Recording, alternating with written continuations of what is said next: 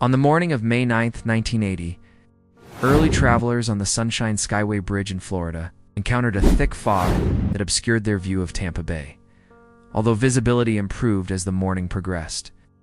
It remained poor enough to conceal a critical fact from drivers.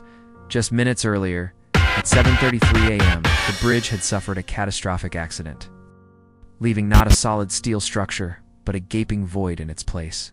In the early 20th century, St. Petersburg, Florida, was a city on a peninsula, and residents traveling to communities across Tampa Bay faced either a lengthy drive or reliance on a ferry service. A bridge was first proposed in 1926, but the Great Depression and World War II delayed action. It wasn't until 1954 that the Sunshine Skyway Bridge, designed by Parsons, Brinkerhoff, Hogan, and McDonald, and named through a state resident competition, became a reality. At the time, it was the longest bridge in the world, spanning 6.7 kilometers. This narrow steel cantilever bridge, with a two-lane roadway supported by concrete columns anchored in the bay's floor, featured steep elevations at both ends to clear the busy shipping lane below. Its popularity led to the construction of a second span in 1971, essentially a duplicate, to separate traffic directions and ease congestion. Though tall enough for ships to pass underneath, the bridge's concrete supports posed a hazard, with 7 minor vessel collisions between 1969 and 1980, causing minimal damage and no disruption to the bridge's function. That changed on May 9, 1980. At 6:30 a.m., experienced harbor pilot John Liero boarded the MV Summit Venture, a 186-meter bulk transport barge, to guide it out of the harbor, standard practice for large ships navigating complex waters. The weather that morning was suboptimal, with patchy rain and fog.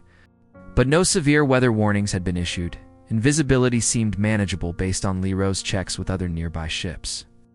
As the Summit Venture approached the Sunshine Skyway Bridge, a sudden squall brought strong winds, heavy rain, and fog, rendering the ship's radar ineffective. Liero ordered lookouts to watch for marker buoys and proceeded cautiously, prepared to drop anchor if needed. Unbeknownst to him, the ship was off course, veering toward a concrete support instead of the open center span. The bridge emerged from the fog just one ship's length away, leaving Liero no time to avoid collision despite ordering evasive maneuvers and dropping anchors. Liero immediately issued a mayday call to the Coast Guard. All the emergency equipment out to the Skyway Bridge. Vessel has just hit the Skyway Bridge. The Skyway Bridge is down. Get all emergency equipment out to the Skyway Bridge. Skyway Bridge is down. This is mayday. Emergency situation. Stop the traffic on the Skyway Bridge. However, halting traffic was not instantaneous. One driver moving slowly along the southbound carriageway noticed the absence of cars ahead and later recounted to the National Transportation Safety Board, seeing the red airplane warning lights atop the bridge structure drop out of sight, followed by the overhead steel superstructure collapsing in a wave-like motion. He stopped and reversed down the roadway, attempting to warn approaching vehicles by waving and yelling. Despite his efforts, 3 cars and a Greyhound bus passed him, unable to stop in time, and plunged into the water. The last vehicle to reach the broken section stopped just at the edge, its driver fleeing as it teetered precariously.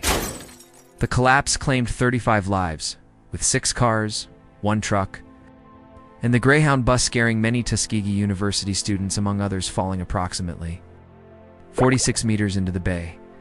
The National Transportation Safety Board noted that the impact damage to the vehicles was equivalent to hitting a solid surface.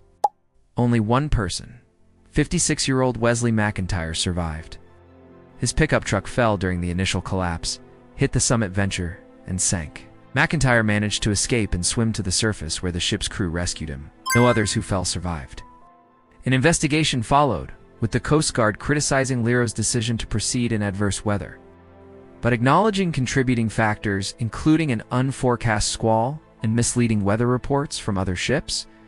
The lack of impact protection for the concrete supports was also noted, as wooden fenders installed during construction had rotted away without replacement. Liero was cleared of negligence, deemed to have acted reasonably given the circumstances, and briefly returned to work as a harbor pilot before a multiple sclerosis diagnosis ended his career.